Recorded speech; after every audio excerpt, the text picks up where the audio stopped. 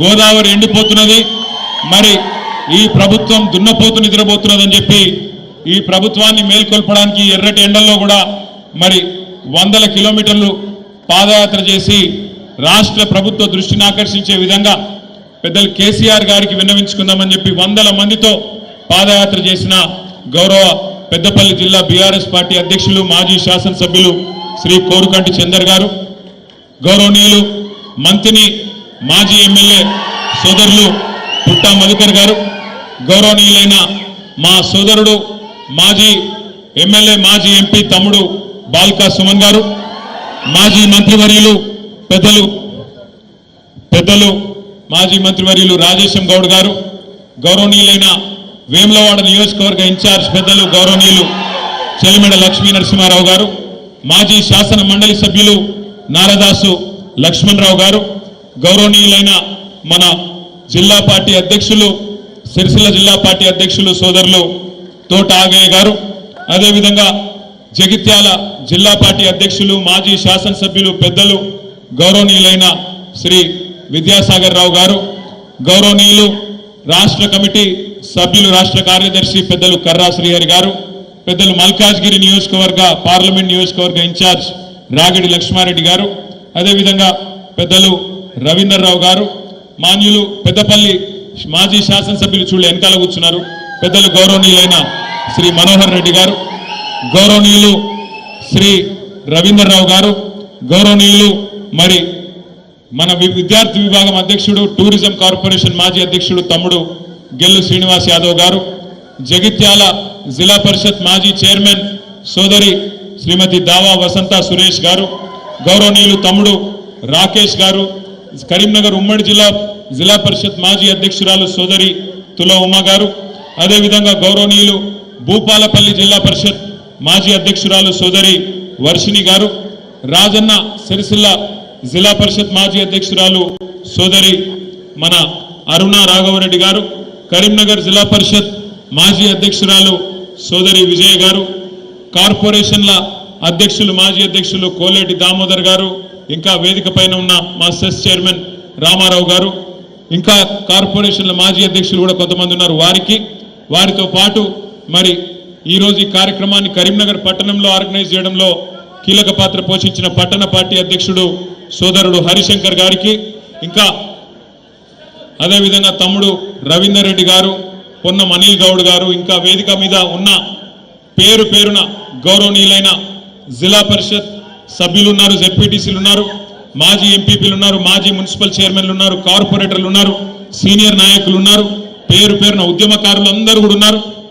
పేరున మీ అందరికీ వేదిక ముందున్న మా ఎస్సీ కార్పొరేషన్ మాజీ అధ్యక్షులు మా అన్న బండా శ్రీనివాస్ గారికి, అదేవిధంగా వేదిక ముందున్న పులిబిడ్డలైన కరీంనగర్ అన్నదమ్ములకు, రాణి రుద్రమ్మకు, చిట్యాల ఐలమ్మకు వారసురాలైన మా ఆడబిడ్డలకు, పేరున పత్రికా మిత్రులకు, నేను కొంతమందికి ఇంటర్వ్యూలు ఇచ్చినా కొంతమందికి ఇంటర్వ్యూలు ఇయ్యలే.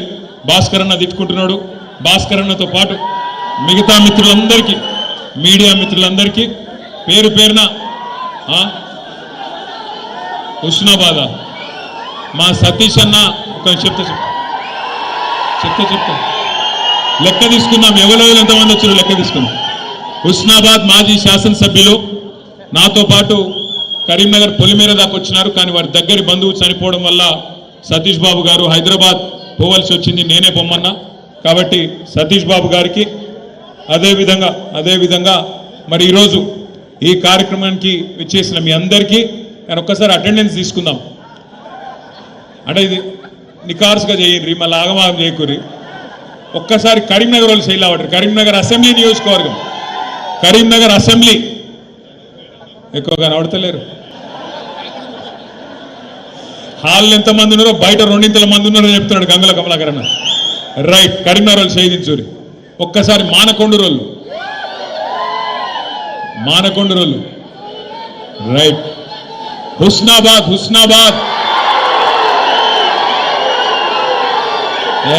నమ్మదగ్గర లేదు. రైట్, హుస్నాబాద్ హుజూరాబాద్ అంటే అంతా మీరే ఉన్నారు, వేరే వాళ్ళు లేరా? అంతేనా? చొప్పదండి, వేములవాడ,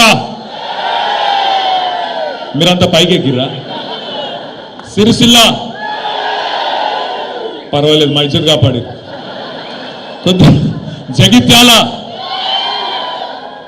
లొల్లెక్కువ ఉంది కానీ మళ్ళొక్కసారి జగిత్యాల, కోరుట్ల, తక్కువ, మంతిని,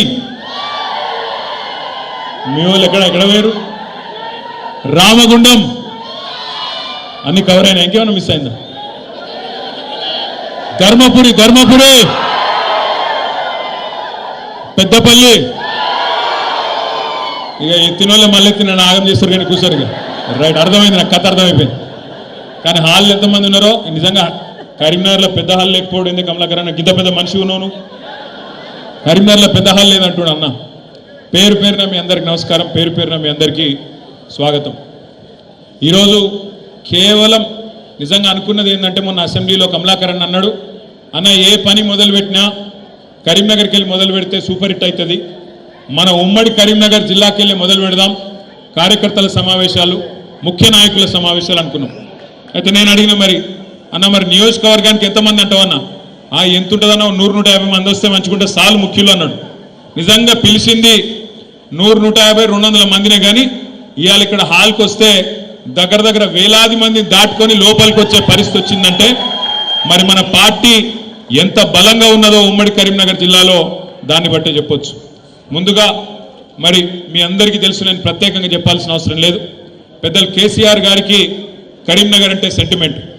కరీంనగర్ నుంచి ఏ పని ప్రారంభించినా ఖచ్చితంగా సూపర్ హిట్ అవుతుంది, ఖచ్చితంగా విజయవంతమవుతుందనే ఒక విశ్వాసం కేసీఆర్ గారికి ఉన్నది. కాబట్టే పార్టీ పెట్టిన తర్వాత మొట్టమొదటి బహిరంగ సభ సింహగర్జన మే 17, 2001 నాడు ఎస్ఆర్ఆర్ కాలేజ్ మైదానంలో పెట్టి, ఆ రోజు మొత్తం తెలంగాణ ఉద్యమానికి ఊపిరి పోసిన గడ్డ ఇదే కరీంనగర్ గడ్డ అనే మాట నేను మీకు గుర్తు చేస్తా ఉన్నాను.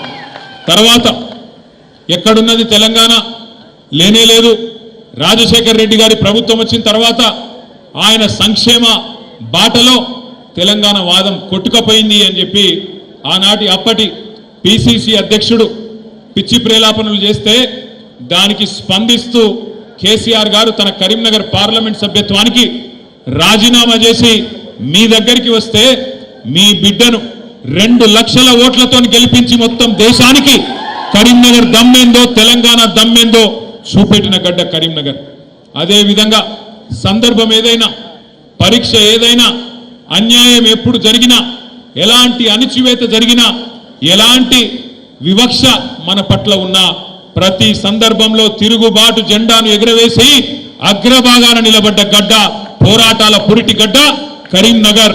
కాబట్టి ఇక్కడికి వచ్చి నేను మీకు ఎక్కువ తక్కువ చెప్తే తాతకు దగ్గులు నేర్పినట్టు అవుతుంది. ఎక్కువ చెప్ప, కానీ కొన్ని విషయాలు మాత్రం మనం గుర్తు చేసుకోవాలి. ఇవాళ ఒక ఉత్కృష్టమైన సందర్భం, 24 ఏళ్ళు నిండి 25వ సంవత్సరంలో ఉద్యమ పార్టీగా పుట్టి 10 ఏళ్ళు అధికార పార్టీగా తెలంగాణ ప్రజల తలరాతను మార్చి గత 15-16 నెలలుగా ప్రతిపక్ష పార్టీగా కూడా, ప్రతిపక్షం అంటే ఎట్లుండాలనో అధికార పార్టీకి ముచ్చెమటలు పట్టిస్తున్న పార్టీగా తప్పకుండా కొన్ని విషయాలు గుర్తు చేసుకోవాలి. మన పార్టీ నిజంగా ఒక ప్రత్యేకమైన పార్టీ. ఎందుకంటారా, ఈ దేశంలో ఎన్నో రాజకీయ పార్టీలు పుట్టినాయి, ఎన్నో మాయమైపోయినాయి, కానీ మన పార్టీ పుట్టుకనే ప్రత్యేకం. మన పార్టీ పుట్టింది ఒకే ఒక్క లక్ష్యంతో. ఆనాడు తెలంగాణ రాష్ట్ర ఆవిర్భావం, తెలంగాణ రాష్ట్ర ఏర్పాటు లక్ష్యంగా 25 ఏళ్ల కిందట పెద్దలు కేసీఆర్ గారి నాయకత్వంలో, జయశంకర్ గారు లాంటి ఎంతో మంది మహానుభావుల ఆశీర్వాదంతో ఆనాడు పురుడు పోసుకున్నది 2001 ఏప్రిల్ మాసంలో టిఆర్ఎస్ పార్టీ. ఒకే ఒక్క లక్ష్యం. కేసీఆర్ గారు ఆనాడు చెప్పినారు, గొంగలి పురుగునైనా ముద్దాడుతా, కుష్టు రోగునైనా కౌగిలించుకుంటా, తెలంగాణ కోసం ఆర్ఎస్ఎస్ నుంచి మొదలు పెడితే ఆర్ఎస్యు దాకా, రాష్ట్రీయ స్వయం సేవక్ సంఘ్ నుంచి మొదలు పెడితే రాడికల్ స్టూడెంట్ యూనియన్ దాకా, లెఫ్ట్ నుంచి రైట్ దాకా అందరినీ కలుపుకపోతా, మీరు చేయాల్సిందల్లా ఒకటే, తెలంగాణ రాష్ట్ర సమితికి ఓట్లు వేయండి, ఎమ్మెల్యేలుగా ఎంపీలుగా మాకు అవకాశం ఇవ్వండి, ఢిల్లీ మెడలు వంచి తెలంగాణ తెచ్చి మీ దగ్గర పెడతా దబ్బన మధ్యలగిన నేను తప్పుకుంటే నన్ను రాళ్లతోని కొట్టి చంపే అధికారం మీకిస్తున్నా అని చెప్పిన నాయకుడు మన నాయకుడు కేసీఆర్ గారు. అట్లాంటి కమిట్మెంట్తో బయలుదేరి ఉన్న పదవులకు రాజీనామా చేసి ఆనాడు 45-46 ఏళ్ల వయసులో కేసీఆర్ గారు పార్టీ పెట్టిండు. ఇవాళ మాట్లాడడం చాలా అల్కట్ పని. ఎవరు పడితే వాళ్ళు మాట్లాడొచ్చు, ఏది పడితే అది మాట్లాడొచ్చు. భూమికి జానడు ఉన్నోడు కూడా ఎగిరెగిరి పడుతున్నాడు. ఇవాళ నేను ఇవ్వలే మళ్ళీ మీరు నేను పేర్లు చెప్పకూరు. భూమికి జాననున్నోడు 3 ఫీట్లు ఉన్నోడు కేసీఆర్ ఏం చేసిండు, కేసీఆర్ ఎవరు అని మాట్లాడేటోళ్ళు కూడా ఉన్నారు. ఇవాళ ఆ రోజు తెలంగాణ కనీసం ఎట్లుంటుందో తెలియదు, ఆకారం ఏందో తెలియదు, ఇక్కడ ఏముందో తెలియదు, యాడ ఏ నది ఉందో తెలియదు. అట్లాంటి వాళ్ళు కూడా ఇవాళ మాట్లాడుతూ ఉన్నారు, ఎగిరెగిరి పడుతున్నారు. అప్పుడప్పుడు కాలం మనది కాదైనప్పుడు, కాలం మనది కానప్పుడు వానపాములు కూడా నాగుపాములు లెక్క బుసగొడుతుంటే చూడాలి. అప్పుడప్పుడు గ్రామ సింహాలు కూడా సింహాల లెక్క గర్జిస్తుంటే మన కర్మ చూడాలి. గ్రామసింహం అంటే ఎరికేనా మీకు? ఏంటిది? మీరు కరెక్ట్గా డిసైడ్ చేసుకోరు భయ్. కుక్కనా నక్కనా ఏదో డిసైడ్ చేసుకోరు మీరు. మొన్న అసెంబ్లీలోనేమో మీరు హరీష్ నక్క కథ చెప్పి విన్నారా? ఇన్లే. నేను చెప్తా ఇక మళ్ళీ ఒక్కసారి ఆ కథ విన్నారా? నేను ఒక్కసారి చెప్తాను, విననోళ్ళ కోసం చెప్తాను. వెనకటికి ఒక నక్కు ఉండేనట, ముసలి నక్క. ఇక ముక్కుకుంటా మూలుక్కుంటా అటు ఇటు తిరుగుతుండేట.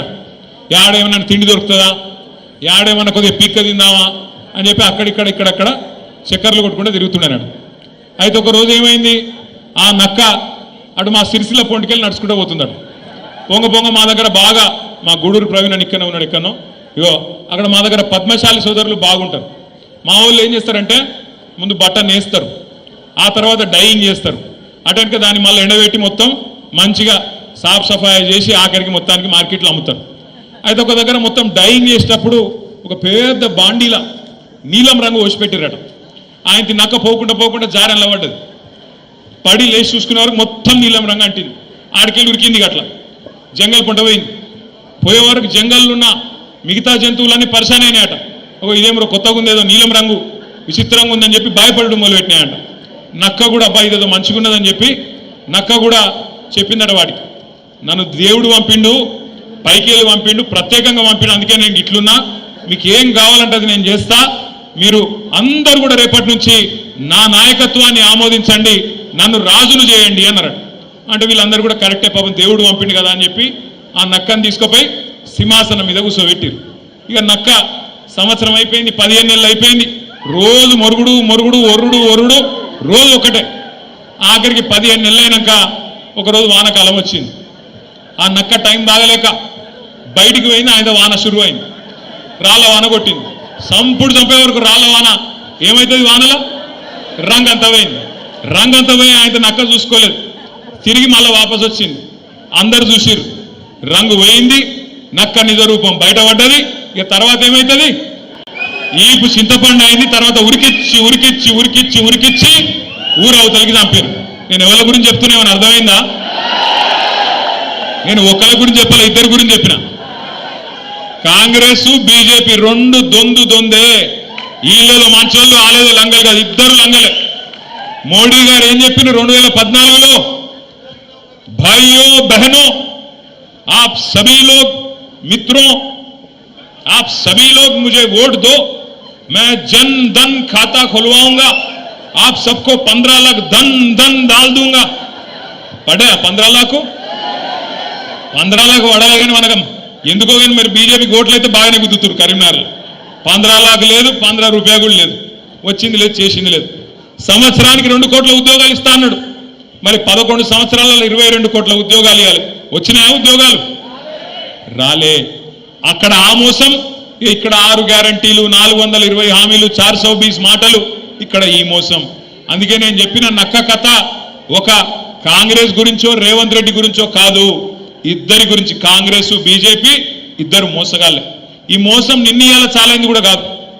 భారతీయ జనతా పార్టీ 1998లోనే ఆంధ్రప్రదేశ్ రాష్ట్రంలో ఆనాడు కాకినాడలో ఒక తీర్మానం పెట్టింది వాళ్ళ రాష్ట్ర కమిటీలో. ఒక్క ఓటు వేయండి బీజేపీకి, 2 రాష్ట్రాలు ఇస్తాం, ఒక ఓటు 2 రాష్ట్రాలు అని చెప్పి 1998లోనే కాకినాడలో తీర్మానం చేసింది. మరి ఇచ్చిండ్రా తెలంగాణ 98 తర్వాత ఇచ్చిర్రా అయింది ఇయ్యలే. కాకినాడ తీర్మానం కాకెత్తుకపోయింది. బీజేపీ ఆ రోజు మోసం చేసింది. ఇక కాంగ్రెస్ మోసం అయితే చెప్పే అవసరమే లేదు. మొదటి నుంచి మోసం చేసుకుంటూ వచ్చిన పార్టీ తెలంగాణకు కాంగ్రెస్ పార్టీ. మనందరం గుర్తుపెట్టుకోవాల్సింది ఒకటి, ఇవాళ మనం ఉన్న ఒక ప్రత్యేకమైన పరిస్థితుల్లో 24 ఏళ్ల నుండి 25వ సంవత్సరంలో అడుగు పెడుతున్న ఈ సందర్భంలో రాష్ట్రంలో ఏ మూలకి పోయినా, ఏ ఊరికి పోయినా, ఏ గల్లికి పోయినా, ఏ మనిషిని ఇట్లా కదిపినా ఒక్కటే మాట వినబడుతున్నది.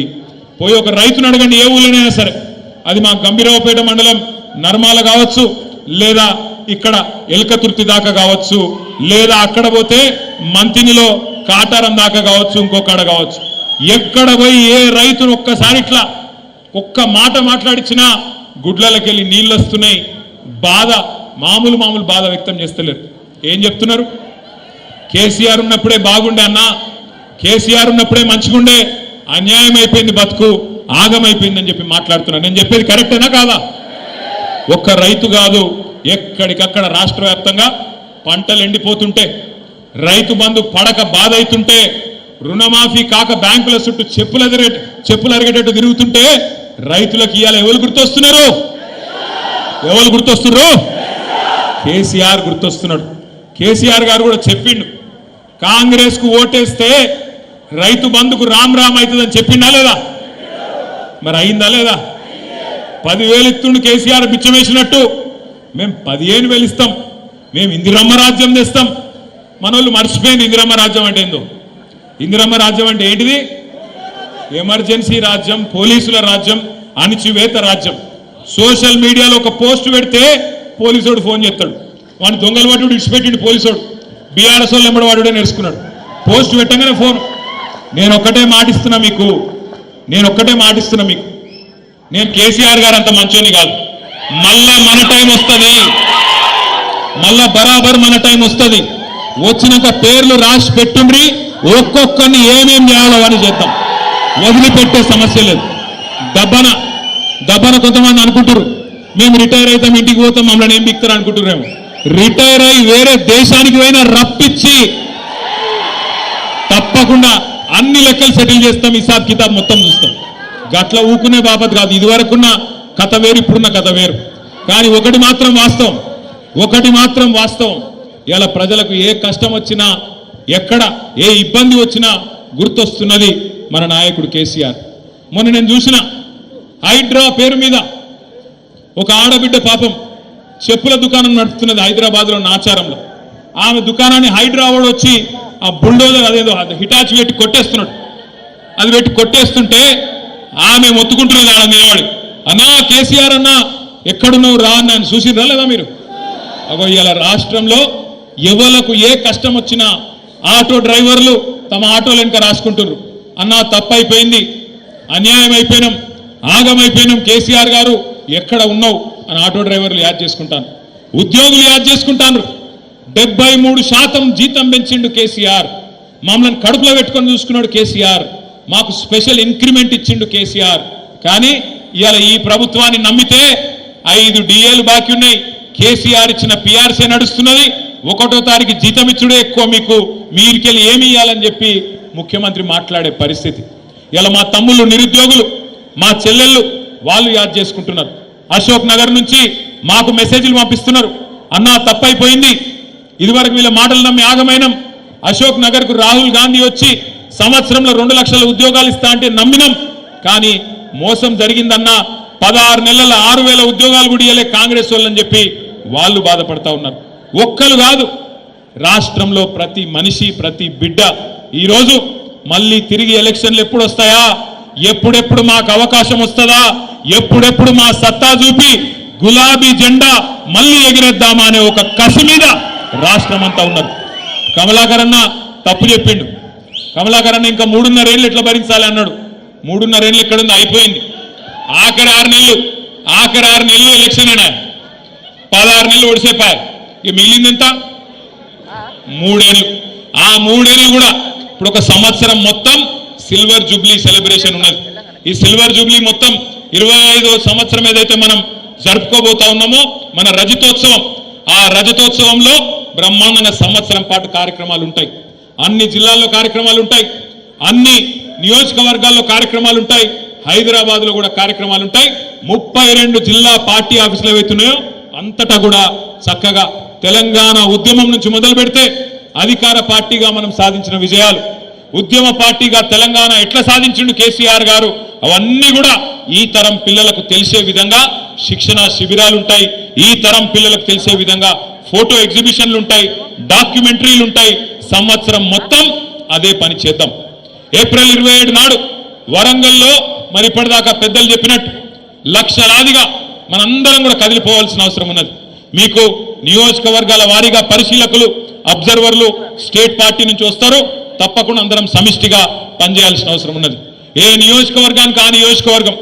ఆనాడు తెలంగాణ సాయుధ పోరాటంలో సుద్దాల హనుమంత్ గారు ఒక పాట రాసిండు. బండెనుక బండి గట్టి 16 బండ్లు గట్టి అని చెప్పి పాట రాసిండు.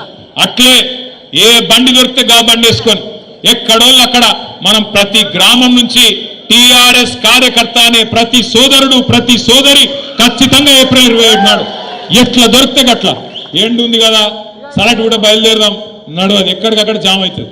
ముందే చెప్తున్నా నేను, ఎక్కడికక్కడ జామ్ అవుతుంది. మళ్ళా ఈడికెళ్ళి బయలుదేరి ఆడుకొచ్చి రోడ్డు మీద ఇరుక్కపోయినన్నా సారీ అన్నా అంటే కుదరదు. నిజంగా మీటింగ్కు రావాలంటే ఆ ఒక్కరోజు ఎండ తట్టుకోవాలి, జర ముందెళ్ళాలి, టైంకి చేరుకోవాలి.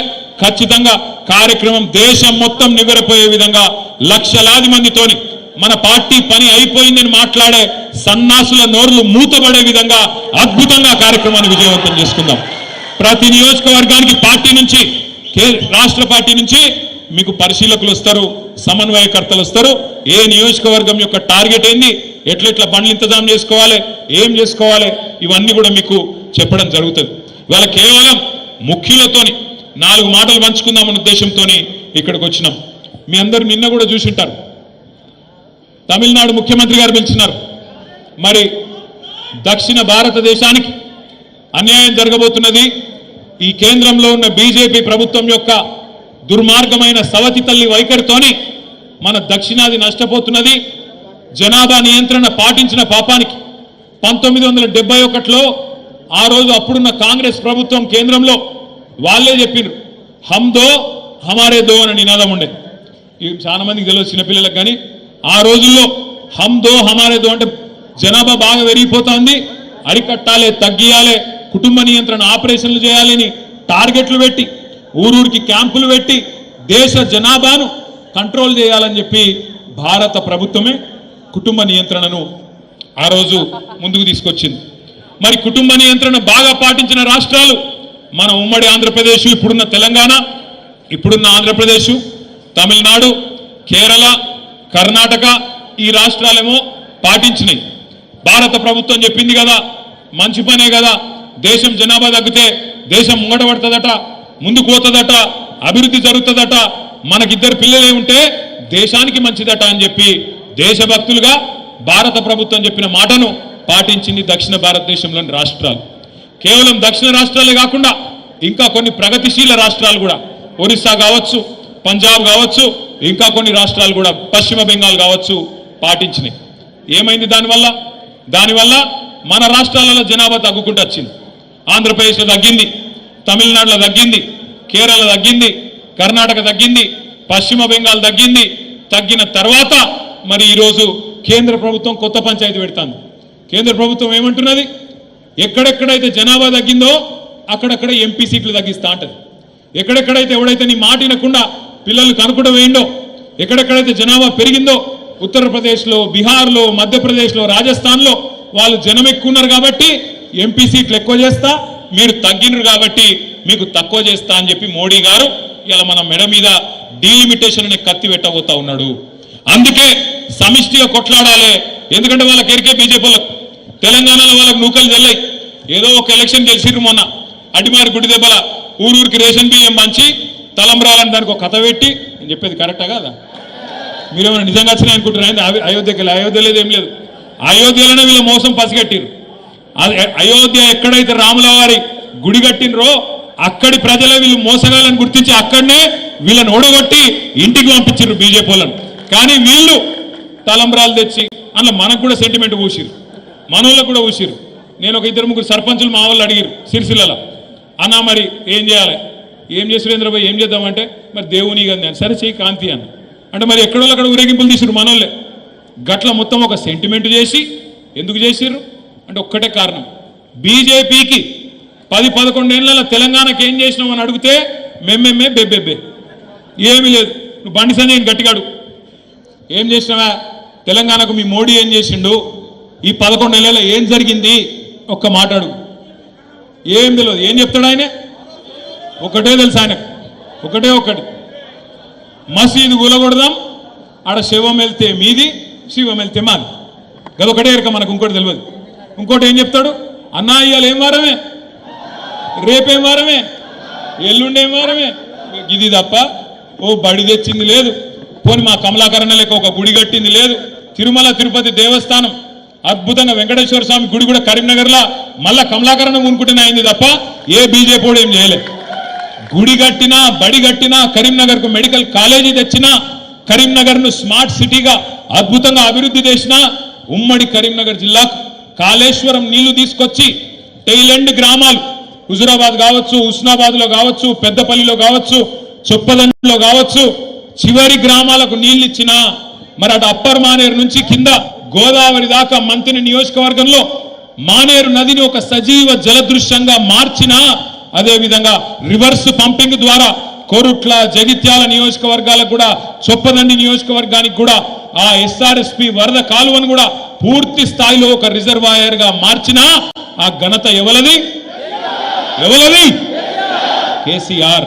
మొత్తం ఉమ్మడి కరీంనగర్ జిల్లాని సస్యశ్యామలం చేసి, జగిత్యాల జిల్లా చేసి, పెద్దపల్లి జిల్లా చేసి, రాజన్న సిరిసిల్ల జిల్లా చేసి, జిల్లాకు ఒక మెడికల్ కాలేజీ పెట్టి, జిల్లాకు ఒక నర్సింగ్ కాలేజీ పెట్టి 280 ఉన్న గురుకుల పాఠశాలలను 1022 గురుకుల పాఠశాలలు చేసి 1,00,000 మంది ఉండే విద్యార్థులను 6 లక్షల మంది గురుకుల విద్యార్థులకు ఒక్కొక్క విద్యార్థి మీద 1,20,000 రూపాయలు ఖర్చు పెట్టి పిల్లలకు కానీ పెద్దలకు కానీ అందరికీ అన్ని చేసిన నాయకుడు కేసీఆర్. 10 ఏళ్ళు బ్రహ్మాండంగా కడుపుల సల్ల గదలకుండా ఎక్కడ కూర్చున్న వాళ్ళకి అక్కడ ఫోన్ల బ్రహ్మాండంగా మెసేజ్లు పడుతున్నాయి. యాసంగి నాటేసే టైం వచ్చిందంటే, వానకాలం నాటేసే టైం వచ్చిందంటే మీ ఫోన్లో ఏం సౌండ్ వస్తుండే, టింగు టింగు అంటుండేనా? ఇప్పుడు టింగు లేదు, బొంగు లేదు, ఉందా? వాడు కొత్తది కానీ పెట్టిండు టింగు టింగ్ అంటే కేసీఆర్ అది కొత్తది అంటే టకీ టకీ అట. టకీ లేదు, పికీ లేదు. యాడుంది టకీ టకీ? ఒక్క దగ్గర ఉంది టకీ టకీ, ఒక్క దగ్గర ఉంది. ఢిల్లీలో మాత్రం టకీ టకీ టకీ పడుతున్నాయి పైసలు. రాహుల్ గాంధీ ఖాతాలా, ప్రియాంక గాంధీ ఖాతాలా ఆడ మాత్రం పడుతున్నాయి. ఎందుకంటే ఆడ పైసలు లేకపోతే పదవి ఉంటుందా? ఊస్టింగే. కాబట్టి పైసలు అక్కడ పడుతున్నాయి, ఇక సంపుడు మాత్రం ఇక్కడ చంపుతా ఉన్నారు. వాస్తవం ఏంది అంటే ఇవాళ తెలంగాణ ప్రజలు ఏ ఊరికి పోయినా ఏ మనిషిని ఒక్కసారి ముట్టుకున్నా అన్నా ఇంకెన్ని రోజులు భరించాలనే, ఇది జల్ది కేసీఆర్ తెచ్చుకుంటే బాగుండదు కదనే అనే మాట మాట్లాడుతున్నారు. కానీ ఒకటి మాత్రం వాస్తవం, ఒక ఓటుకు శిక్ష 5 ఏళ్ళు, ఒక తప్పు చేస్తే 5 ఏళ్ళు బాధపడే పరిస్థితి. ఏం చేయలేం, ప్రజాస్వామ్య దేశం. ఒక ఓటు 5 ఏళ్లకు మనకు శిక్ష వేస్తుంది. తప్పుడు పాలకులను ఎన్నుకుంటే, తప్పుడు వ్యక్తులను నమ్మితే, అరిచేతిలో వైకుంఠం చూసి మోసపోతే, 420 హామీలు వాటిని నమ్మి ఆగమైతే ఇలా ఈ పరిస్థితి వస్తుంది. మొన్న నాకు ఒక పెద్ద మనిషి కలిసిండు. నేను మనం ఓడిపోయిన కాడికెళ్ళి చాలా మంది పెద్దలతో మాట్లాడుతున్నాం. ఏం జరిగింది, ఎందుకు జరిగింది? ఎందుకంటే మంచిగా పనిచేసినాం, రైతును బాగా చూసుకున్నాం, పిల్లలకు ఉద్యోగాలు ఇచ్చుకున్నాం, ఉద్యోగులకు బ్రహ్మాండంగా జీతాలు పెంచుకున్నాం, మహిళలను అరుచుకున్నాం, మంచిగా అన్ని కుల వృత్తులను కాపాడుకున్నాం. ఏం జరిగిందన్న అని అడిగిన. అడిగితే ఆ అన్న ఒకటే చెప్పిండు, రామాయణం ఏంది అంటే ఒక పెద్ద మనిషి చెప్పిండట, కట్టే కొట్టే తెచ్చే. అట్లాగే నాకు కూడా ఈ పెద్ద మనిషి ఏం చెప్పిండంటే, అన్న చాలా కారణాలు ఉండొచ్చు కానీ 3 ముఖ్యమైన కారణాలు మూడు పదాలలో చెప్తా అన్నాడు. ఏంటిదే అన్న? ఆయన ఏమన్నాడు ఎరికేనా? అన్న మీ మీద ఒక ప్రయోగం చేసిండ్రే, మీ పార్టీ మీద, అసూయ, ద్వేషం, ఆశ. అసూయ, ద్వేషం, ఆశ, ఈ 3 ప్రయోగం చేసిర్రు మీ మీద అన్నాడు. అంటే ఏంటిది అన్న? ఇప్పుడు సింపుల్గా ఏం చేసిర్రు వాళ్ళు? ఒకటే ఒక పని. ఈ ఒక రవిశంకర్ అన్నాడు, చూసినావు చొప్పదండి ఎమ్మెల్యే చూసినావు? ఆ రవిశంకర్ కొత్తిల్లు కట్టిండు చూసినావా? బా, ఈయననే ఇంత కట్టుకున్నాడంటే, ఈయననే ఇంత సంపాదించుకున్నాడంటే పైన ఎంత సంపాదించుకున్నాడో. అని చెప్పి ఎక్కడికక్కడ ఎక్కించుడు. ఊళ్ళలో జెడ్పీటీసీ, ఒక ఎంపీటీసీ, ఒక సర్పంచ్ ఒక చిన్నగా ఒక కారో స్కూటరో కొనుక్కుంటే ఆయన మీద మొదలు పెట్టారు. చూసినావు, ఈయననే ఎంత సంపాదిస్తే పైన ఎమ్మెల్యే ఎంత సంపాదిస్తుండో, పైన కేసీఆర్ ఎంతనో, మంత్రులు ఎంత తింటుండ్రో అని చెవులు కొరుకుడు. ఇది అసూయ పుట్టించుడు. మరి మిగతా వాళ్ళు కట్టుకోలేదా? ఇండ్లంటే కట్టుకున్నారు అందరు. ఊళ్ళల్లో సంపద పెరగలేదా? కేసీఆర్ వచ్చినప్పుడు భూమి విలువ ఎంత? కేసీఆర్ దిగిపోయినాడు భూమి విలువ ఎంత? కేసీఆర్ వచ్చినాడు 5 లక్షల ఎకరం ఉన్న భూమి దిగిపోయినాడు ఎంత అయింది? 50 లక్షలు అయిందా? 10 రెట్లు పెరిగింది. కానీ అందరు ఇల్లు కట్టుకోవచ్చు, అందరు కార్లు కొనుక్కోవచ్చు, అందరు తెల్లంగా వేసుకోవచ్చు. కానీ రవిశంకర్ వేసుకుంటే తప్పు. మనోడి మీద మాత్రం అసూయ. ఒక గట్ల తయారు చేసిండ్రు అసూయ. ఇది నెంబర్ 1. రెండవది ద్వేషం. కేసీఆర్ దొర తెలంగాణ తెచ్చిండు, మర్చిపోయాను. సావు నోట్ల తలబెట్టిండు, అది మాట్లాడరు. అభివృద్ధి చేస్తున్నాడు, మాట్లాడరు. అద్భుతంగా సంక్షేమ కార్యక్రమాలు దేశంలో ఎక్కడ లేని చేస్తున్నాడు, చెప్పరు. సాగునీరు దశాబ్దాల కళ నెరవేర్చిండు, అది మాట్లాడరు. ఎర్రటి ఎండల్లో చెరువులు మత్తళ్ళు దుంకుతున్నాయి, దాని గురించి మాట్లాడరు. కానీ ఏమంటారు? కేసీఆర్ దొర. ఎవరిని గలవడట, ఆయన ఎవరిని పట్టించుకోడట, దేకడట. 1000 ఎకరాల ఫామ్ హౌస్ ఉందట, అందులో పేద దాచిపెట్టుకున్నాడట. పెద్ద పొక్కదవి అందులో కిందన్ని వేల కోట్ల రూపాయలు దాచుకున్నాడట. మొత్తం నీళ్ళు ఆడికే కొంట పోతున్నాడు, గోదావరి నదినే పట్టుకపోతుండట. ఇక కేసీఆర్ మొత్తం కుటుంబం దోసుక తింటుంది. 1,00,000 కోట్లు ఇసుక పీకిండ్రు, మేడిగడ్డల పర్రె పడితే మొత్తం ఆ పర్రెలకెళ్ళి త్వరలకెళ్ళి వెళ్ళిపోయినాయి అని చెప్పి ద్వేషం నింపింది. నిండా మనసు నిండా ద్వేషం నింపి కేసీఆర్ గారి మీద, ఆయన కుటుంబం మీద, ఆయన మీద. ఎందుకంటే అభివృద్ధి మాట్లాడలేరు, సంక్షేమంలో మనం సవాల్ చేయలేరు, అభివృద్ధి విషయంలో ఛాలెంజ్ చేయలేరు. మరి మీరేం బిక్కినరా 50 ఏళ్ళు అంటే ఎవరి దగ్గర సమాధానం లేదు. కాబట్టి అట్లా ద్వేషం నింపింది. అసూయనేమో స్థానిక నాయకత్వం మీద పెంచింది. ద్వేషం కేసీఆర్ గారి మీద, కుటుంబం మీద నింపేటట్టు దొర దొర దొర దొర అని. దొర ఎవడు? దొంగ ఎవడు? ఇప్పుడు ఇవాళ దొర వేయండి, దొంగ వచ్చి కూర్చున్నాడు. ఇవాళ నేనేమంటున్నా అంటే ఆఖరికి ఏం చేసిండ్రు? ఆశ పెట్టింది. కేసీఆర్ గారు మీకు 1,00,000 రూపాయలు ఇస్తుంది కదా పెళ్లికి, మీ బిడ్డ పెళ్లికి, నేను తులం బంగారం ఇస్తా. కేసీఆర్ ఇచ్చే 1,00,000 రూపాయలు చాలా లేటుగా వస్తున్నాయి, నువ్వు లగ్న పత్రిక పెట్టుకో, తెల్లారే తులం బంగారము 1,00,000 రూపాయలు నీకు పంపిస్తా. కేసీఆర్ 2 పంటలకు ఇస్తుండు కదా, నేను 3 పంటలకు ఇస్తా రైతు బంధు. కేసీఆర్ 10,000 ఇస్తుండు కదా, నేను 15,000 ఇస్తా. కేసీఆర్ 2,000 పెన్షన్ ఇస్తుండు కదా, నేను 4,000 ఇస్తా.